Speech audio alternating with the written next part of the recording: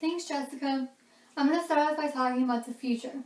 We have two questions to consider when dealing with this type of case. First, how can we avoid another situation like this? And second, how can we make something like this can prevent it from ever happening again? Actually, preventing groupthink is the best way to keep it from ever happening again. Next, we have to be aware of the consequences, the negative consequences, and in this case, they could be a good thing.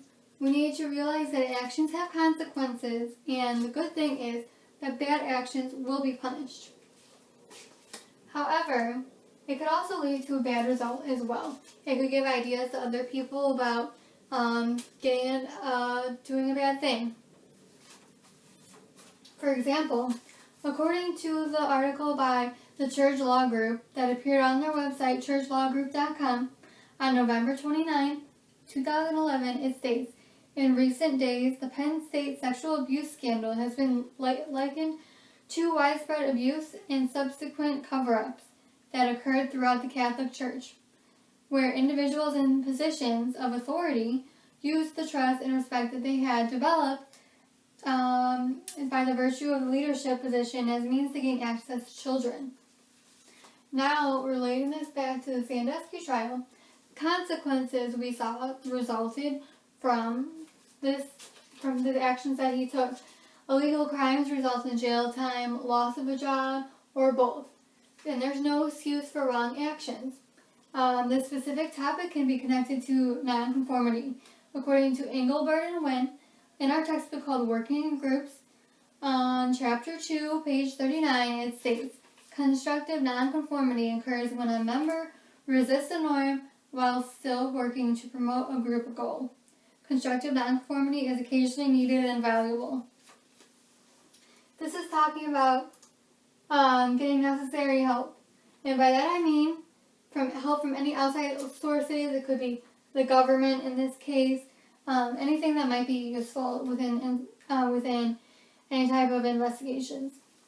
According to Emily Chan and Jean Tagaji from their website, philanthropy.com, on November 29, 2011, it states, Get help as necessary with investigations. It is difficult to imagine a credible investigation that would not have involved an independent party, given the severity of the allegations and the potential widespread conflict of interest. Having a proper investigation done leads to proper justice, which is essentially the best thing to do. The scary part to that is that the bad guy in these situations is usually someone you don't expect. For example, someone that you know or someone that you're familiar with.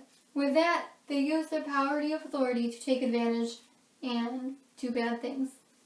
According to the Church Law Group that appeared on their website, churchlawgroup.com, on November 29, 2011, it states, "The horror of child abuse knows no boundaries. It can happen through sports teams, clubs, churches, camps, homes, and schools.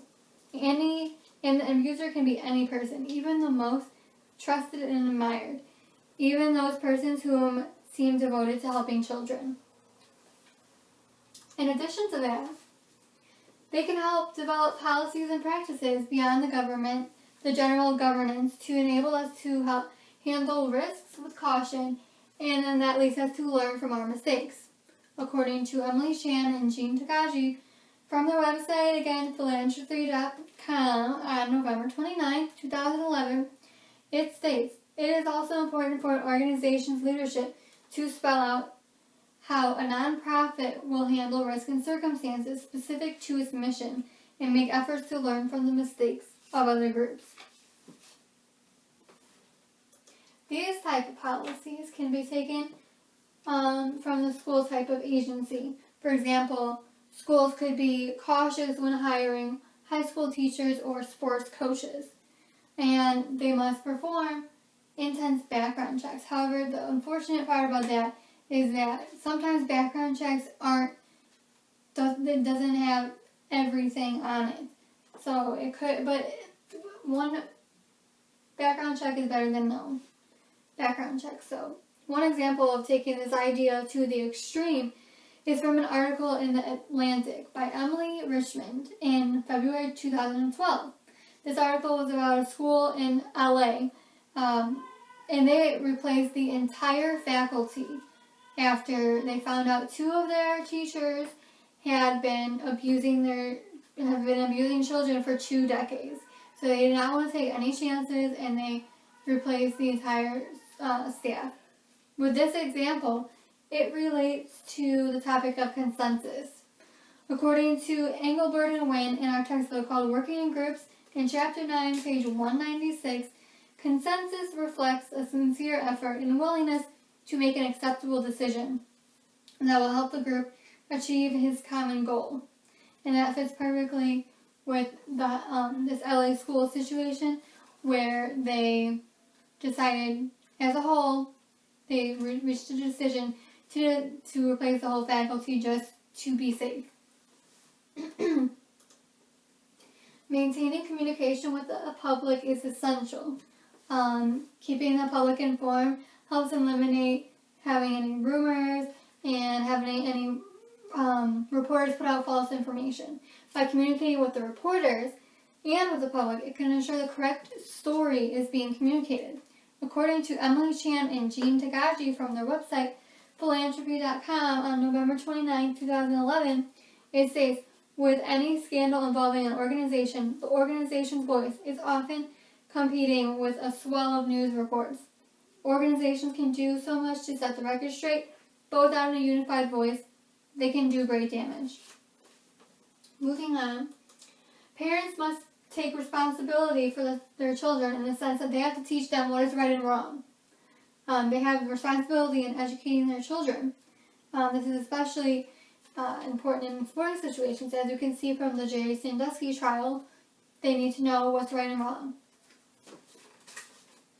To bring this presentation to a close, I first want to start by saying this topic is, just as you can imagine, it's a very tough one. By that I mean it's very emotional. In any sort of situation that involves helpless young children, it's very tough. Thinking in a positive way, we can look at the Sandusky trial as an opportunity for parents and adults and kids everywhere to become aware and try to prevent this type of thing from ever happening again. Hopefully now others will become more aware and come forward with any type of bad information, just like this was in this case, to avoid any other bad groupthink scenario. Thank you for watching.